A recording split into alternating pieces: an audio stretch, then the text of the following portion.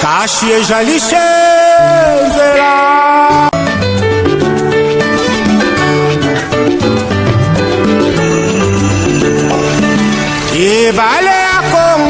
Je suis très content, très heureux, madame, messieurs, de vous savoir si nombreux en train de nous suivre chez vous à partir de notre chaîne Miel Télévision, Télémocéan Télévision. Vous êtes en direct.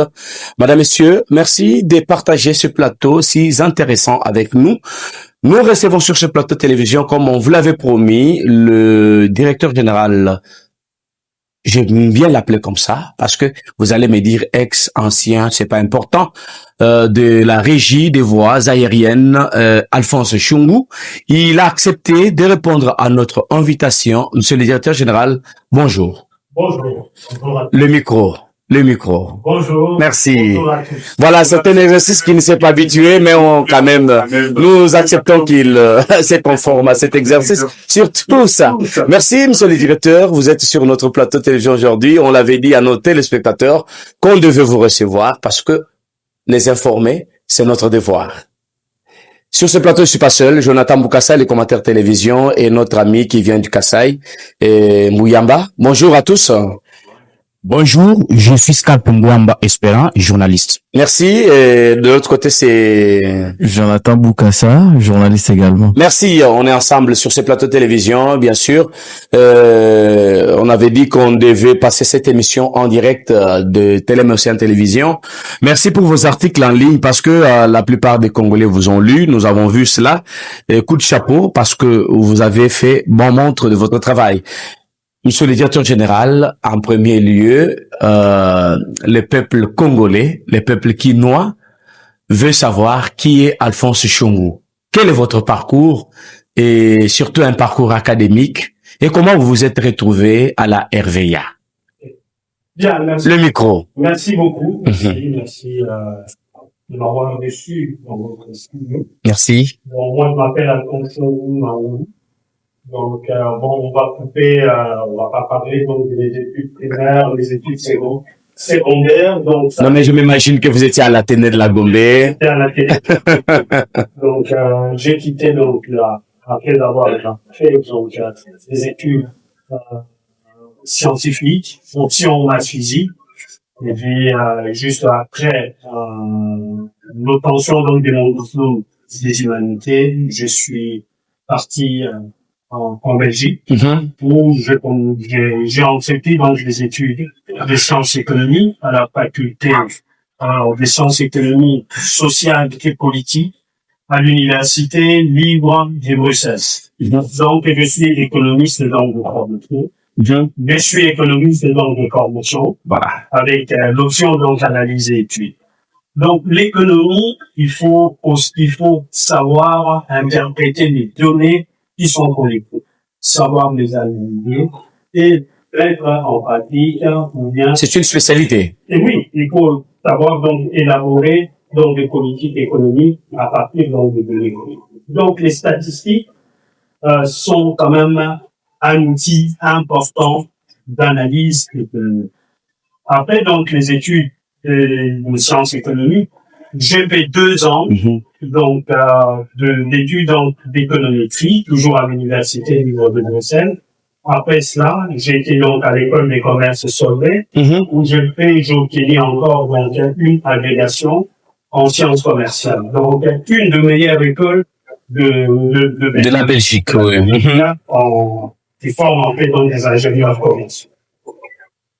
Alors, juste après les études de sciences, ma licence en sciences éco, j'ai été retenu comme assistant à l'université libre de Bruxelles, toujours à la faculté de sciences éco, où j'ai encadré en fait donc les étudiants dans tout ce qui est exercice d'économie politique, dans tout ce qui est exercice de théorie monétaire, dans tout ce qui est séminaire statistiques économiques.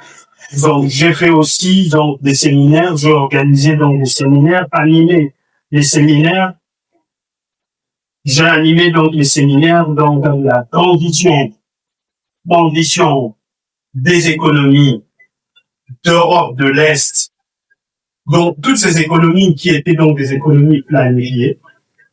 avant donc, avant donc la chute donc du mur de Berlin. Donc, c'était donc des économies planifiées. Vous prenez la Tchécoslovaquie. Vous prenez donc la Pologne. Si je prends L'ancienne Russie aussi, l'URSS. même l'URSS. Mais je prends seulement les pays d'Europe orientale. Voilà. Donc, ces pays-là, juste après donc la chute donc du mur de Berlin, directement, voulaient passer à l'économie donc de marché.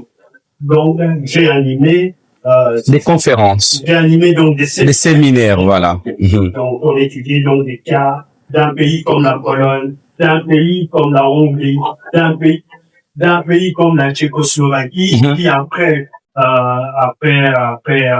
un moment, ça s'est scindé en deux. Il y avait donc une partie, la Tchéquie, et l'autre partie, c'était donc la Slovaquie.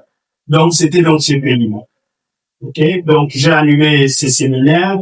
Après cela, après donc, ce que je viens donc de vous dire, ce que j'ai fait à l'université de Bruxelles, donc chercheur, c'est-à-dire la production donc des articles économiques, donc publiés donc dans les revues économiques belges à cette époque-là.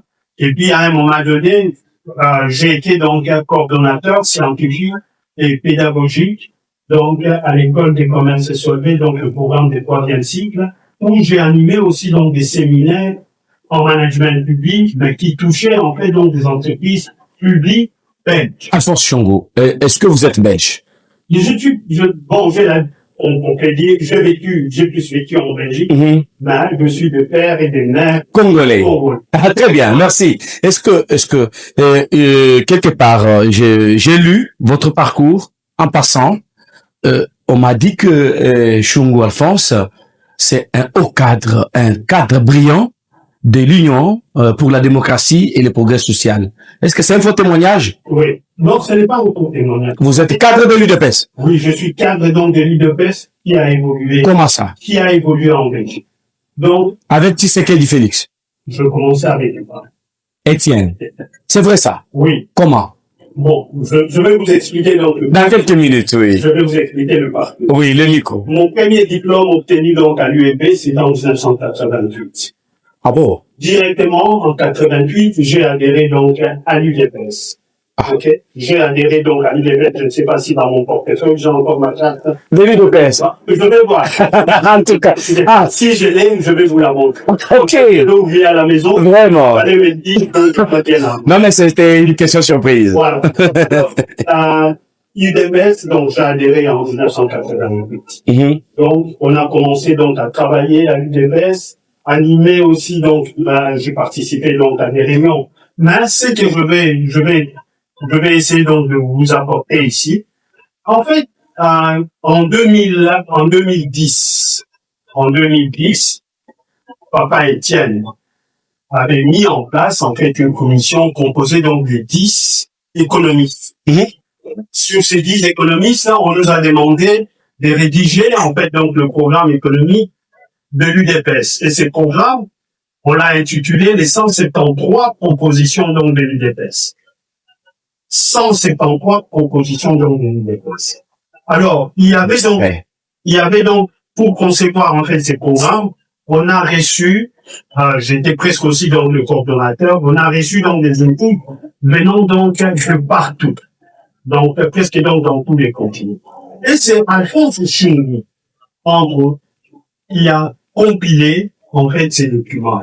Et c'est ça qui a fait, donc, le programme, donc, de l'UDPS en 2010. Donc, avant qu'on y aille aux élections, donc, de 2011. Ces documents, nous l'avons remis au Premier ministre, donc, de l'époque, procureur général, donc, Monsieur Léon. Oui.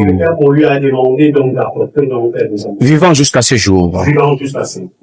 Et ces documents-là, effectivement, il y avait, comme je l'ai dit, 10 économistes, entre autres, Alphonse Chongo, qui a participé aussi dans cette création. Donc, ça, c'était donc des produits, donc, ce que j'ai fait au niveau de l'UDPS. Après, donc, les élections donc, de 2015, c'est Alphonse Chongo qui a commencé à financer avec ses propres moyens, ce qu'on appelait donc les universités d'été, de l'UDPS. Les universités. Les universités d'été. C'est un concept, bon, dans le Parti socialiste, ils organisent ça. Beaucoup donc des partis politiques, en tout cas en Europe, organisent leurs universités. Oui. L'idée, c'était Sous forme d'une école du parti. non, pas d'une école du parti, c'est-à-dire, on se réunit entre cadres, et puis on réfléchit, et puis il y a donc des amis qui peuvent produire donc des articles là-dessus. On fait donc une large diffusion donc de toutes ces propositions. Donc voilà Sous forme d'un cercle, un café de réflexion. donc des réflexions, Ah, oui, continuez. Donc on l'a fait pendant 3 ans. Wow. Ouais. 2011 jusqu'en 2014. Donc je ne sais pas si c'était 2011 jusqu'à 2014. Voilà. Donc prenons donc cette hypothèse. Mhm. Et puis à cette époque-là, notre président, le chef de l'État, Monsieur Félix Antoine Tshisekedi, donc qui a proposé à ce qu'on puisse organiser en fait ces universités d'État d'été donc dans d'autres pays donc de l'Europe occidentale. Là où se trouvait l'UDPS. Là, on s'est trouvé donc des combattants donc de l'UDPS. Mais bon, ce projet-là n'a pas Abouti, vraiment. On comprend que vous êtes un haut cadre de l'UDPS, un ancien d'ailleurs de l'UDPS. Albert Alphonse Chougo plutôt, comment vous vous êtes retrouvé à la régie des voies aériennes? À la régie De l'Europe jusqu'à Kinshasa. C'est quelle magie? J'étais un des proches collaborateurs donc de notre président, Oui. chef de l'État, Félix Antoine Tshisekedi. c'est son excellence Félix Antoine Tshisekedi. Oui. Donc avant même les élections, donc je l'ai accompagné dans toutes les rencontres qu'on a eues avec, par exemple, donc les présidents des partis politiques belges. Mhm. Donc j'étais dans ça. Donc quand il y avait eu même des négociations avec donc les camps de Katou, les camps de Jean-Pierre Mbemba, Mhm. j'étais toujours là. J'ai cru au président Félix Antoine Tshisekedi. Ok. Et je lui disais chaque fois. En sa vision, Non, à cette époque-là. Donc je lui disais, vous allez arriver à être président de la République. Donc, C'était une conviction. Donc, moi, je croyais en moi. Je croyais. Et puis, jusqu'au moment où il est devenu président de la République, il m'a demandé, non, Chungou, ta place n'est plus ici, donc on va. En Belgique, tu dois rentrer au pays. Je dois rentrer au pays. Ah bon? C'est ça qu'il m'a dit. Donc, je dois rentrer au pays. Quand je suis rentré au pays, donc, j'ai tout plaqué. Puisque, En Europe, vous travaillez déjà. donc, j'ai travaillé comme assistant, chercheur, coordonnateur, donc, le programme, donc, du 3e cycle de l'école de commerce à l'Université libre de Bruxelles pendant, donc, 11 ans. Mhm. Et puis, j'ai exercé pendant 19 ans la fonction, donc, de conseiller au ministère, donc, de l'économie. Alors, Vous revenez au pays. je suis revenu au pays, sur instruction, donc, du chef de l'État. Et pendant ce temps-là, j'ai travaillé donc à la présidence comme expert. Et Ok. là aussi, j'ai apporté donc ma petite pierre à l'édifice pour l'élaboration donc du programme économique du chef de l'État. Mhm. Et ça, c'était donc le programme à l'époque, le programme qu'on appelait donc le programme, je dirais, cash. Donc, Ah, FCC Cash. C'est ce mariage, ce fameux mariage. non, ce n'est pas FCC Cash, c'était donc le programme Cash. de cash. Puisque le UDPS, UNC. UNC. Voilà. Avec Amère comme directeur de cabinet. Voilà. Mhm. Voilà. À l'époque, donc, c'est lui qui était donc directeur. Très bien. Et puis, bon, on a élaboré. Et je me rappelle d'heureuse mémoire, papa Moulumba Kalemba, qui était chef de la maison civile. Donc, C'est une parenthèse. j'ai apporté donc ma pierre à l'édifice à Mhm. l'élaboration donc de ces programmes économiques. Puis après, Mhm. j'ai travaillé comme directeur de cabinet Ouais. au ministère donc de l'économie. Encore. Après ça, c'est là que j'ai eu en fait C'est dans quel gouvernement? Ilou Kamba? c'était Ilou Kamba, je crois. Ok. Donc après cela, donc j'ai été j'ai exercé donc on m'a nommé Par ordonnance présidentielle. donc en juin ou juillet 2021 pour devenir en fait Directeur général des régies des voies aériennes. Ah. Vous avez exercé à la RVA pendant combien de temps?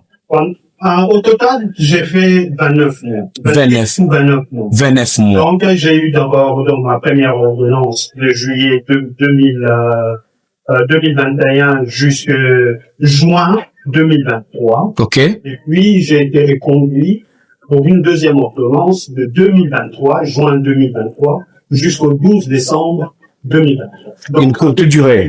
Une courte durée. Eh ben, Et dans le premier, oui, voilà. ordonnance, Oui. j'ai occupé donc la fonction donc de directeur général donc de la régie des voies. Administrateur et directeur général. Non, pas oui. Ah. Je n'étais pas vraiment donc administrateur. Bon, ça, puisque Les statuts les disent, oui. non. Ah, l'RVA, c'est autre chose. Comme ça. Donc moi, j'ai remplacé le directeur général Le qui micro. était avant moi. Ok. Donc et le conseil donc d'administration avec donc les autres administrateurs était donc En place. en place. Voilà. Ah, ok, ça c'est autre chose. Qui est remplacé donc du directeur général. Voilà. Et Donc ça a duré donc de juillet 2021 à décembre 2023. en juin 2023. Et là, j'exerçais cette fonction. Je n'avais pas donc un directeur, je n'étais pas secondé par un directeur Adjoint. Vous étiez seul, J'étais à la seul. commande. À la commande. Alphonse Chongo, c'est là où se trouve notre problème. Effectivement, est-ce qu'on peut mettre un gros plan rapidement, Arnold, de diviser les plans à travers votre baie vitrée de l'autre côté. Vous êtes à la RVA. Oui. Ça capote un peu. On doit se dire vrai. C'est devant nos téléspectateurs qui nous regardent. Parce que ils ont besoin de vous entendre. Une seule question. Qu'est-ce qui a marché et qu'est-ce qui n'a pas marché? Cela veut dire, qu'est-ce qui vous a plu et qu'est-ce qui ne vous a pas plu à la RVA 29 mois durant. Oui. Vous avez l'antenne, hein? Donc, j'arrive donc à la RVA, comme je le dis, Gros plan. en juillet 2021. Très bien. Ok. La RVA que j'ai découvert, je ne suis pas économiste donc de transports aériens. Je ne suis pas non plus donc un spécialiste donc, Et mais vous y êtes retrouvé. donc ni spécialiste donc de l'aviation civile. Imaginez. Alors, comment je fais pour faire fonctionner en fait cette entreprise? Voilà. Je m'étais enfermé pendant 10 jours. Et j'ai lu donc toute la documentation que j'ai trouvée dans le Lyon. Ok. Et j'ai compris 10 jours après, j'ai compris que c'était donc la RVA, la Régie des voies aériennes. Je vous le dis, c'est une très belle entreprise. Très belle entreprise. Très belle entreprise. Donc, à chaque fois, donc, dans mes sorties, je comparais donc la RVA à la GCAMI, donc de l'époque. Moi, quand j'étais simple élève, étudiant aux humanités, je me rappelle toujours, on nous disait, oui, mais la GCAMI, vous savez que cette grande entreprise contribuait à peu près à 60% donc du budget donc de l'État. Je m'étais dit, tel que j'ai vu la RVA avec ses avantages comparatifs, parmi lesquels, je cite, la superficie De la République démocratique du Congo. Qui n'est pas négociable, hein? donc qui n'est pas négociable. On ne peut pas donc nous voler ne plus que même Un seul mètre donc de notre territoire national. 2 345 000 km. Carré. Donc, je m'étais dit, si on arrive à avoir une couverture en termes donc de sécurité donc de l'espace aérien à 100%, nous allons faire beaucoup d'argent. Et avec ça, nous allons créer donc des vrais emplois. Et je dis bien des emplois durables, pérennes. Ok? Pas donc des histoires donc de journaliers. On en avait besoin aussi. La main-d'œuvre locale, hein, c'est important tout ça. Donc on avait besoin donc de jeunes avec donc des contrats CDD. Ce qui était plutôt le plus important pour moi, c'était donc des créations d'emplois avec aux jeunes, avec donc des contrats à durée indéterminée. Ok. Donc, l'une des missions, donc la RVA, c'est 2 missions classiques. 2 missions classiques. Donc, parmi ces 2 missions, il y avait donc sécuriser donc notre espace aérien Ça, c'est la première mission. Une sécurité d'ailleurs emblématique pour la République. Voilà. Et puis donc, la deuxième mission, c'est la modernisation donc, des infrastructures aéroportuaires donc, de la République démocratique du Congo. Voilà. Et la RVA gère à peu près 53 aéroports et aéroports. Vous l'avez fait? Parmi donc ces aéroports, il y en a 4 qui ont donc un statut international. Voilà. Chili, il y a Luano, à Lumbashi, et on avait aussi Bangoka, et puis on a aussi Goma, qui avait donc aussi un statut international. Aéroport international, malheureusement. Dans votre actif, le sort qui nous est réservé par le Rwanda. Dans votre actif, vous pouvez nous tracer un petit bilan? Un bilan, quand j'arrive d'abord à la RVA, j'étais surpris. Première chose, c'était donc l'analyse donc des états financiers. Imagine. Donc les 7 dernières années, donc avant mon arrivée. Toujours des pertes et des dettes. Donc les pertes chaque année. Donc comment ça? Pas de bénéfices. C'est le problème de gestion. Le micro. Classique. Vous prenez donc les 2 agrégats comptables, les charges de l'entreprise étaient toujours supérieur au produit, c'est-à-dire au chiffre d'affaires non réalisé. Donc, j'arrive à la RVA. J'ai souffert donc les 2 premières années. Comment ça? Parce qu'il y avait tout le temps donc des saisies de comptes bancaires donc de la RVA. Des dettes en dette. Oui. Donc, non, des saisies des comptes. C'est-à-dire, il y avait donc des procès que la RVA avait perdus. Donc, à chaque fois, on était toujours menacé. Il fallait donc payer les créanciers et tout ça. Donc, et souvent, ça tombait presque à la fin donc, du mois. Imaginez. À la fin du mois. Donc, il fallait se battre d'un point de vue juridique pour lever en fait ces saisies et avec cet argent, l'argent donc récolté, il fallait payer donc le personnel. J'arrive à la RVA. Je trouve donc les équipements d'aide à la navigation aérienne qui ont été déployés dans les années 2003. Moi, j'arrive à la RVA en 2021. C'est-à-dire, 18 ans plus tard. On a travaillé toujours avec donc le même équipement. Alors, mais c'était déjà vétustes C'était déjà vétustes, oui. C'est-à-dire, c'était des équipements complètement amortis. Et comment vous l'avez fait? On a travaillé là-dessus. C'est-à-dire, donc d'abord, il fallait parer donc au plus pressé. Donc il fallait envoyer donc les techniciens donc de la RVA pour réparer au moins donc les vessades qui souvent tombaient en panne. Et puis à un moment donné, il fallait élaborer un plan pour le redéploiement donc de nouveaux équipements avec donc une technologie sophistiquée. On a appelé ça donc la technologie IP, c'est-à-dire Internet de protocole. Donc ça, je l'ai déployé. Alors il fallait trouver en fait donc ce sont des réformes, hein? Oui, parmi donc les réformes. Donc il y avait ça. Donc j'arrive encore donc à la RVA. J'essaie donc d'évaluer l'enveloppe des décomptes finales donc des retraités. On était entre 55 à 60 millions. C'est-à-dire, la règle était simple. C'est-à-dire quoi? Quand il y avait quelqu'un, un agent qui partait donc en retraite, 48 heures après, il fallait donc payer son décompte. Donc, gros plan.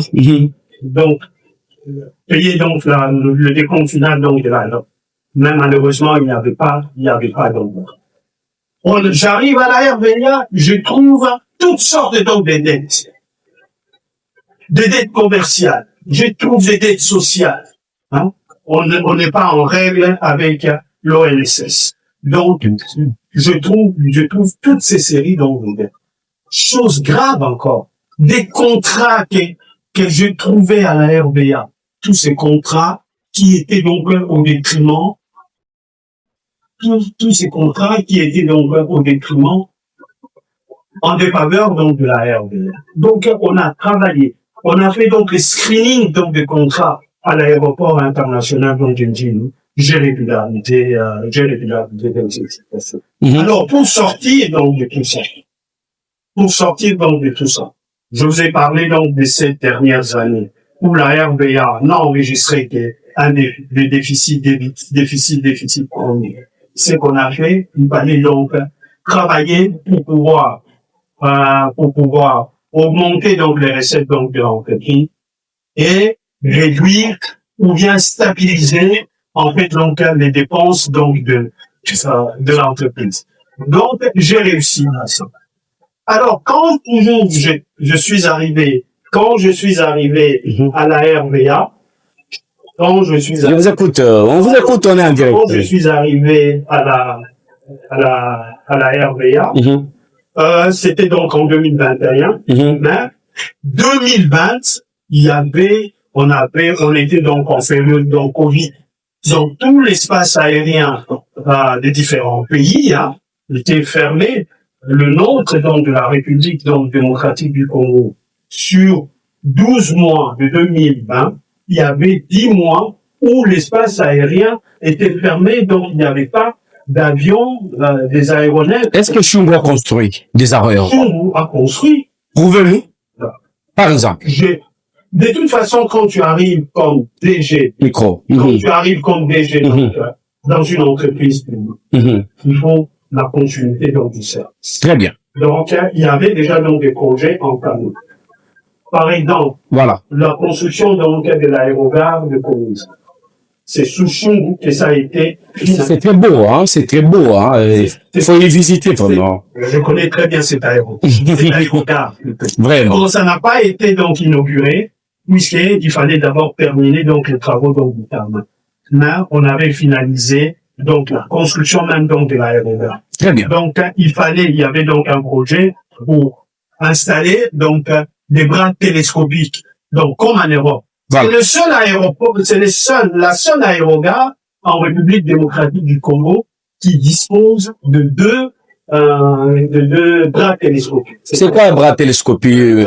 Nous, là, nous sommes des... C'est très simple. Il y a un avion, un Boeing, qui atterrit, au lieu donc que les passagers puissent sortir, marcher sur le tarmac, pour prendre, par exemple, un bus qui va les amener jusqu'à l'aérogare. Non, il y a tout simplement l'avion approche donc le bras télescopique. Et ça rentre directement. Le bras télescopique vient toucher le bas de l'aéroport, de l'avion.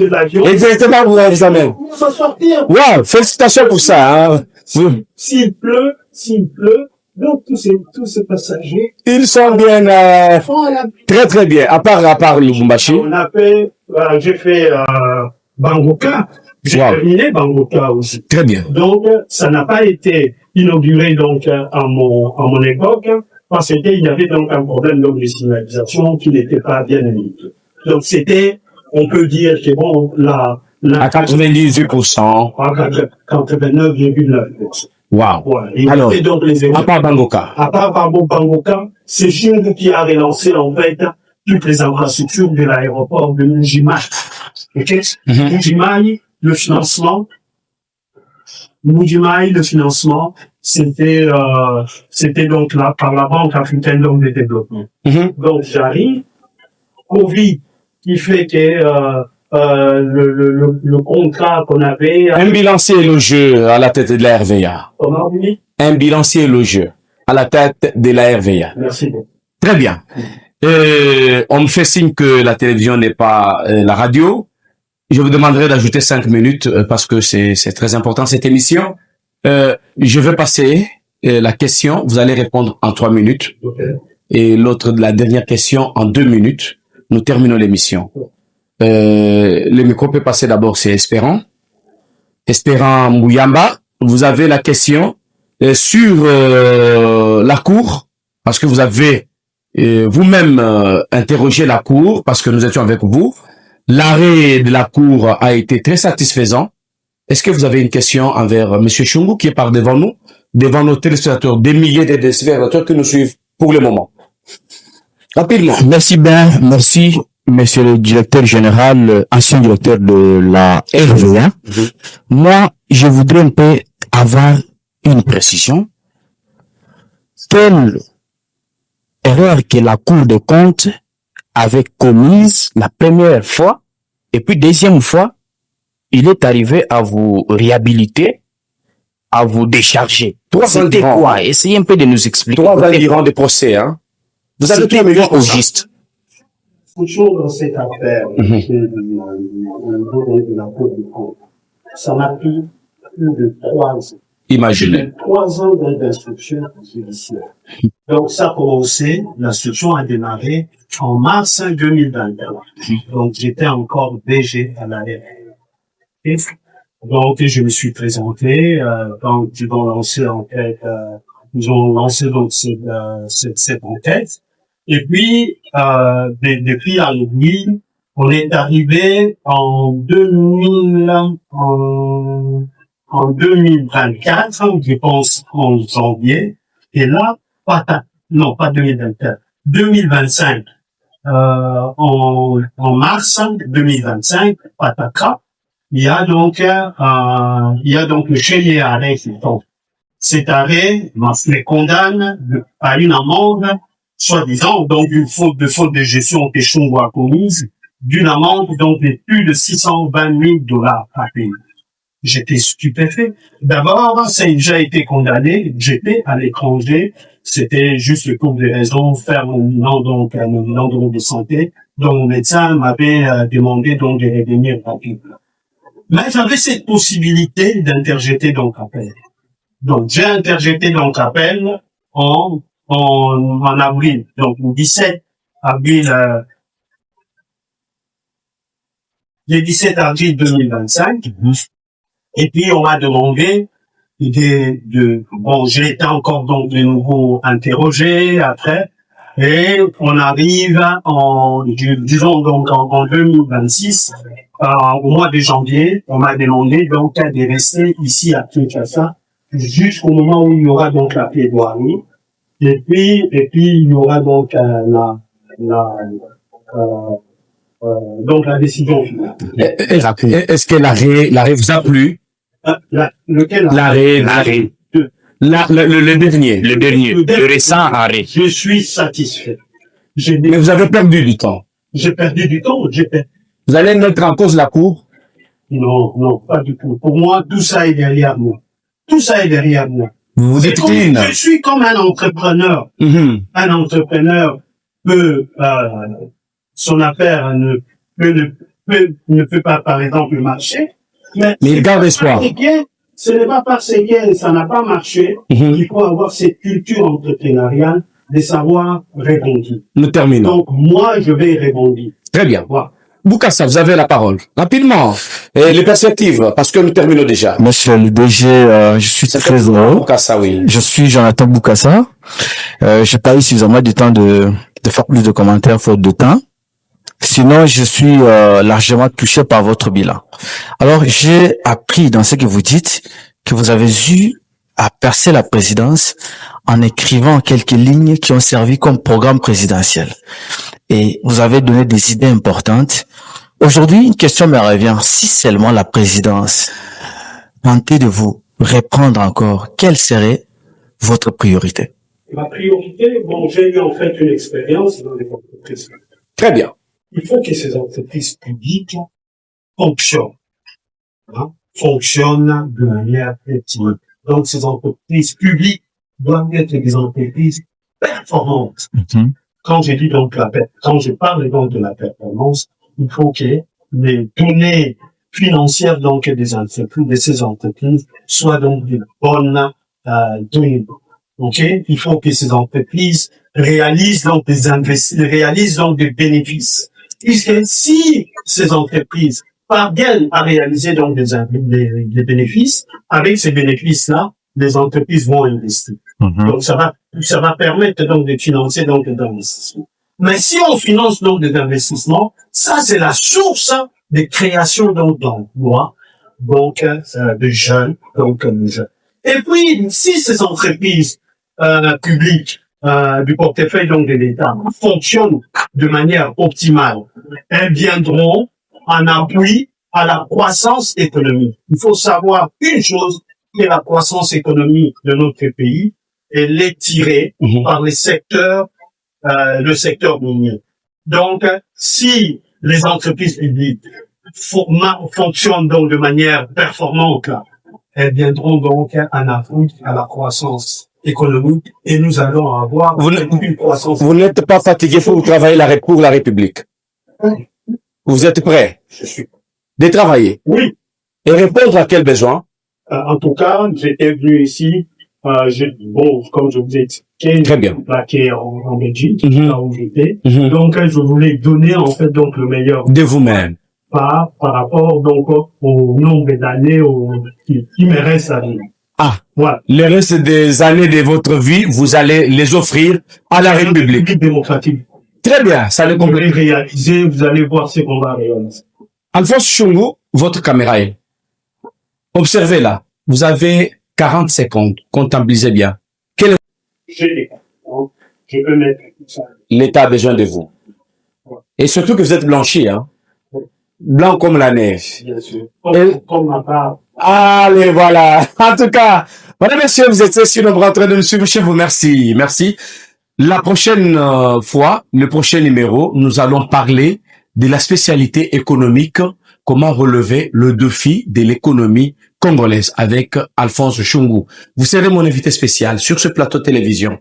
Je dis merci à Jonathan Bukassa. Merci aussi à Espérant Bouyamba et Fortina Mboboa, Arnold Boutella et Roy Kinavouidi qui est un parachuté qui est venu là d'entrée. Docteur, nous vous disons sincèrement merci à notre ami qui est avec nous. Nous allons nous retrouver très prochainement avec le même plaisir. Directeur, nous avons terminé cette émission. Est-ce que nos téléspectateurs sont contents de votre passage? J'aimerais bien avoir... Très bien. Ils nous suivent en direct. Merci beaucoup. Suivez-nous en rediffusion ce soir à 18h30, demain à 6h pile. Ne zappez pas aussi de nous suivre sur nos plateformes numériques ainsi que toutes nos pages. Et suivez aussi les pages en ligne, dont les commentaires télévision et notre ami Espérant. Allez, merci. À très bientôt. Merci. On aura l'antenne. Ciao. Merci. Ibale ya Congo.